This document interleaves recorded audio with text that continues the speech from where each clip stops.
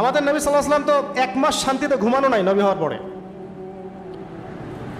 যখন তিনি মারা যান, ফাতিমা রাদিয়াল্লাহু আনহার কথা মনে আছে না? কানে কানে কি জানি বললেন। তখন আমাদের নবী একটা কথা বলেছিলেন, আমি এই বয়সে এসে কথাটা বুঝি, মাদ্রাসা লাইফে, ইউনিভার্সিটি লাইফে বুঝিনি। নবীজি বলেছিলেন তার মেয়েকে, ফাতিমা রাদিয়াল্লাহু আনহা তার কষ্ট দেখে কান্নাকাটি শুরু করলেন। আমাদের নবীজি তাকে কাছে ডেকে বললেন কানে কানে যে কি জানি একটা বললেন। তারপর ফাতিমা রাদিয়াল্লাহু আনহা চুপ করে গেলেন। তো পরে জিজ্ঞাসা করা হলো কি বলেছিলেন। তিনি বললেন, আব্বাজান বলেছেন আজকের পর তোমার আব্বার কোনো কষ্ট থাকবে না, আর তুমি আমার পরিবারের মধ্যে সবার আগে আমার সাথে সাক্ষাৎ করবে। এই যে আজকের পর আমার আব্বার আর কোনো কষ্ট থাকবে না, এর মানে বোঝেন, মানে সারাটা নববী জীবন কত যে কষ্ট নবী সাল্লাল্লাহু আলাইহি ওয়াসাল্লামকে সহ্য করতে হয়েছে। আজকে জান্নাতে যাওয়ার দিন, আজকে আর তোমার আব্বার কোনো কষ্ট থাকবে না। এই মানুষটার যদি এই অবস্থা হয় তাহলে আমরা কি? আল্লাহ পাক সেই মানুষটাকে এই সূরা দুটো শোনাচ্ছেন, আমি কি তোমাকে এতিম পাই নাই, তোমাকে পথভ্রষ্ট পাই নাই, হেদায়েত দেই নাই, ভরণ পোষণ করিনি, আমি আল্লাহ তোমাকে ছেড়ে দেই নাই, শীঘ্রই তোমাকে দান করব, হ্যাঁ, তোমার বোঝাকে আমি হালকা করিনি। ফাইন্না মাআল উসরি ইউসরা, ইন্না মাআল ইউসরি ইউসরা, কষ্টের সাথেই স্বস্তি আছে, নিশ্চয়ই কষ্টের সাথেই স্বস্তি আছে।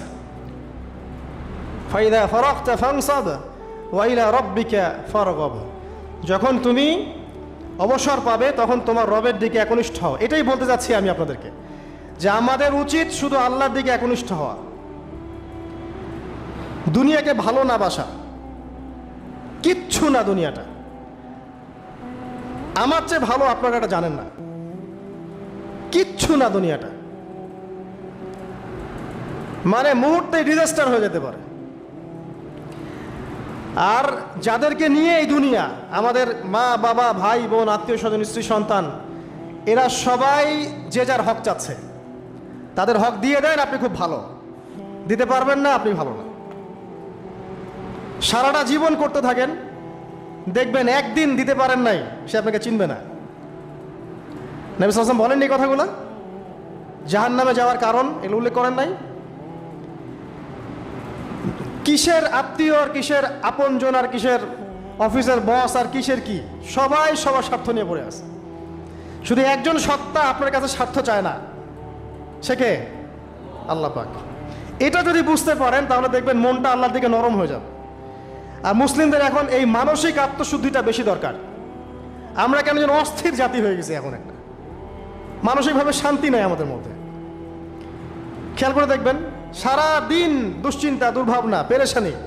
নামাজে আসি তাও মনে হয় যত তাড়াতাড়ি নামাজ শেষ করতে পারলে বাঁচ, 5 মিনিট 4 রাকাত নামাজ।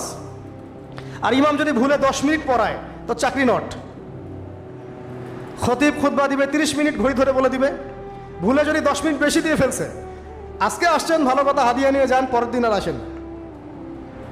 অস্থির, অস্থিরতার কারণ দুনিয়ামুখিতা, আল্লাহ থেকে দূরে থাকা। অস্থিরতার কারণ কোরআন থেকে দূরে থাকা।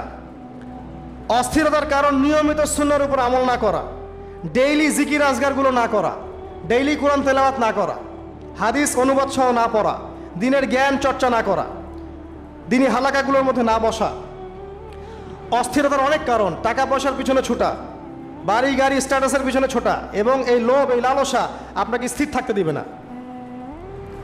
অস্থিরতার কারণ এই যে আমরা বলি মেটেরিয়ালিজম, আমরা বলি বস্তুবাদিতা, এগুলো অস্থিরতার কারণ। এগুলো কখনো আপনাকে স্বস্তি দিবে না। আপনি যত দৌড়াবেন দুনিয়ার পেছনে, দুনিয়া আপনার থেকে তত পালাতে থাকবে।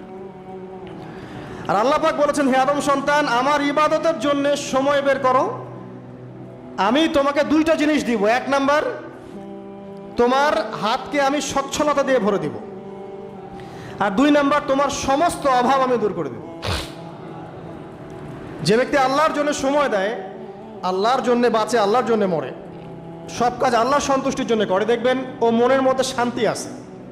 হয়তোবা তার 5 তলা 10 তলা বাড়ি নাই, BMW নাই, সুজুকি জিক্সার নাই, তারপরে দেখবেন সে অনেক শান্তিতে আছে, কারণ তার মনের মধ্যে একটা প্রশান্তি কাজ করে। আর যে ব্যক্তির মধ্যে দেখবেন আল্লাহর কনসিয়াসনেস নাই, ইবাদত নাই, কোরআন সুন্নাহ এগুলো কিচ্ছু নাই, দুনিয়ার সব আছে দেখবেন, ব্যাংক ব্যালেন্স, টাকা পয়সা, মনের শান্তি নাই। এই মনের শান্তিটাকেই উসমান রাদিয়াল্লাহু আনহু বলতেন যে আল গিনা মানে ধনাঢ্য, ধনী বলি না আমরা, এটাই হচ্ছে ধন, কিছু না।